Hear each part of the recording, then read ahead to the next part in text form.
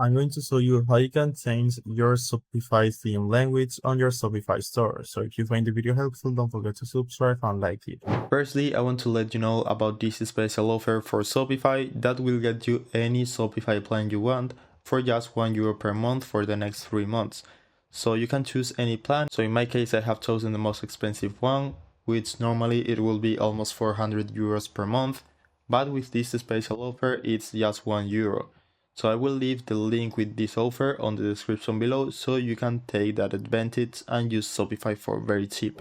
Once you have your store ready, all you need to do is go to settings at the bottom left and then scroll down on the sidebar menu until you find languages. So just click right here.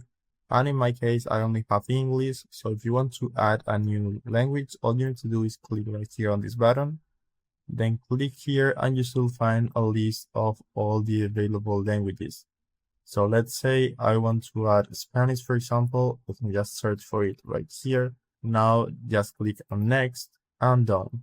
So now we got English, but as you can see, there are no translation and this language is not published yet. So what you need to do is click on translate first. Then right here, just click on auto translate. So this will automatically translate your store using a translation software by Google. So you can click on translate. And after some seconds, now my online store is ready in Spanish. So I can go back to the languages right here. And now we can just publish the Spanish version, and now I have 2 different languages.